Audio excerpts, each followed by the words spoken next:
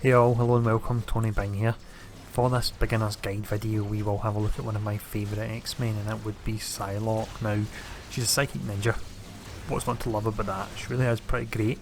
What we'll do in this video anyway is we will have a look at her primary attributes, offensive and defensive traits, as well as her unique resource.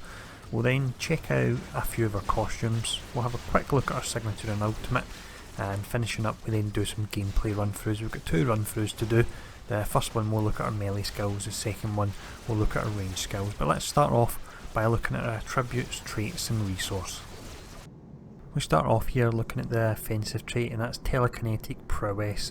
So with this you gain 20% bonus damage to enemies not targeting you, and that ties in with the clones that she can actually summon, which we'll look at later on in the video.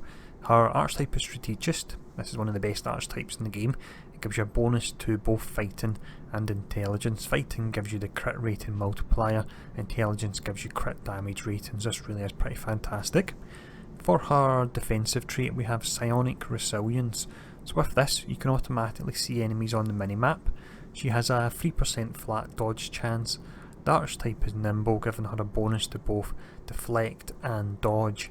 And finally she's got close quarters, so if you are using the melee side of things with her, you'll get 8% damage reduction for 3 seconds there.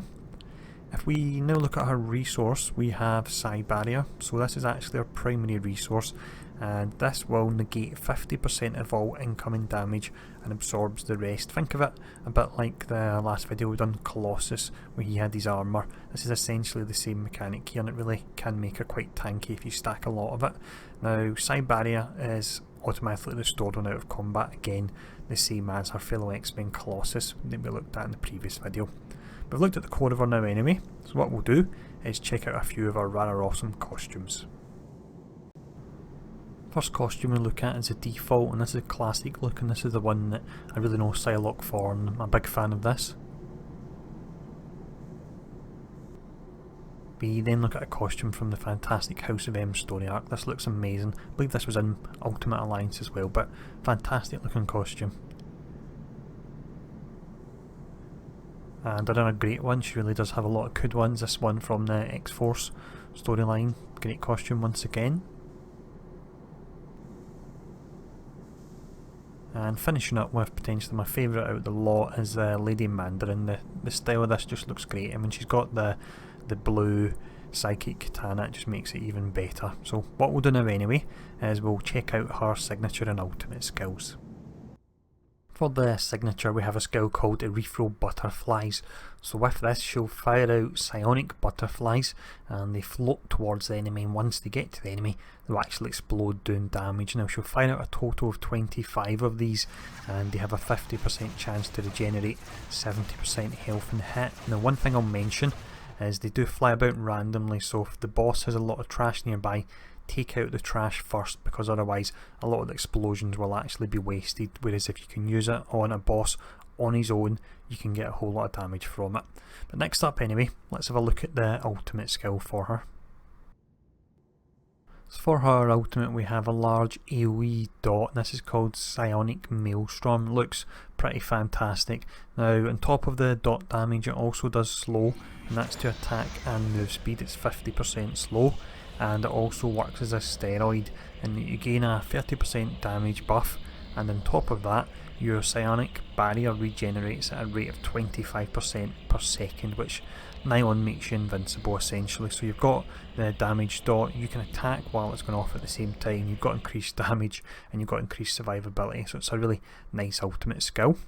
What we'll do next anyway, we will do a run through the shocker terminal. As usual, you're probably used to this with these videos now, and we'll show off the melee skills first. The first skill we look at here then is Ninjutsu Strike, and this is your basic melee attack, and you actually gain a 50% bonus damage to this when you use a stealth or invisibility power. Now she does have a main spender that she can actually use called Psy Strike, but I'm showing off the Ninjutsu Strike in this video for the reason that she uses the psychic katana, and the actual animations on it look awesome as well. Now next up, this is a very interesting mechanic she has, it's psionic projection. So with this, when you actually cast this skill, you're creating psionic projections of Psylocke, and through talents I'm able to create 4 of these at a time.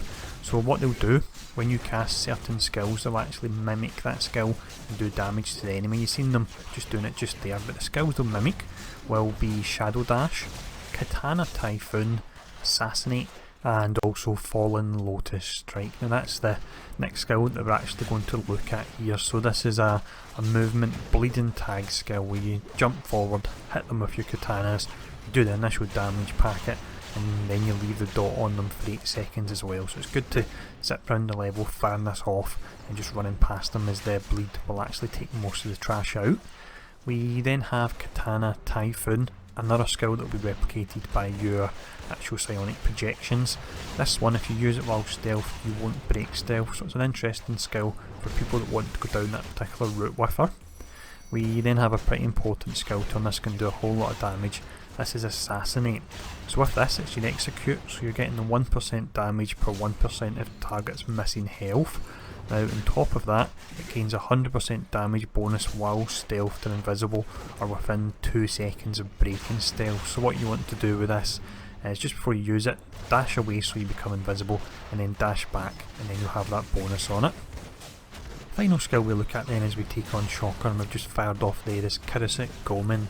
Now it's tagged as melee, but when you fire it off, you actually swipe the katana and you fire out a big blast of psionic energy, so it can actually hit enemies from far away, and this will gain a 50% damage bonus when you use a stealth or invisibility power as well. You get 2 charges on it, I should mention. Let's just fire off all these skills. You can see the Assassinate there. We used the dash first before going back in with the Assassinate to gain the damage bonus on it. And there we go, done. So what we'll do for this next section of the video is we'll check out our range skills, and these look pretty great as well. So for this section we'll run through the Kingpin's warehouse and we'll also show off the awesome Lady Mandarin costume at the same time. Now skill wise, it will be the range skills we look at. The first one, the main spender, is Crossbow Construct. This does additional bonus damage to enemies that are vulnerable and weakened. Now this skill is gained through talents. If you don't pick the range talent, this skill instead would be Psy Crush, which is just a basic attack, so do bear that in mind there. The next skill we look at works great with the one we've just looked at, Crossbow Construct, and this is Psionic Assault. Now this one will actually weaken the enemy, and it also slows them, and it gives you dot damage for 6 seconds, so you can see the construct had extra damage to weakened enemies. Now following on from that, we then have Psionic Vortex, which is a great skill. It's a large AoE attack, pulls all the enemies together, makes them vulnerable, meaning we get that bonus from Crossbow Construct, which in turn means if you use the 2 skills one after the other, you'll be looking at a 40% damage buff on your main spender, which is really pretty useful. Next skill we look at, which looks pretty great, is Psionic Bow. So she'll, not surprisingly, create a Psionic Bow.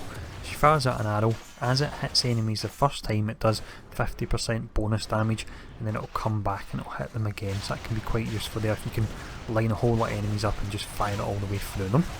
We then have a look at Psycho Blast, which is a cone attack. It is on a cooldown of 8 seconds.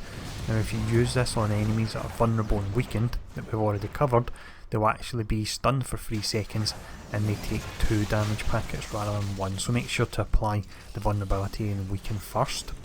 Final skill is Tsunami Slash. So currently for the tooltip this is tagged as melee, but through talents in the game we can make this a ranged attack as well as a melee, so it can work with either build. It has a 10% plus critical hit chance, and also it slows the enemy down as well, which can be especially useful for a ranged build if you're having to kite. A lot easier for enemies slowed. But let's fire off all these skills here on Dr. Octopus to finish up. And there we go, done. So that's another beginner's guide done. We're fairly getting through them now. I hope you did enjoy this as always. Thanks for your support once again, and I'll see you all again soon.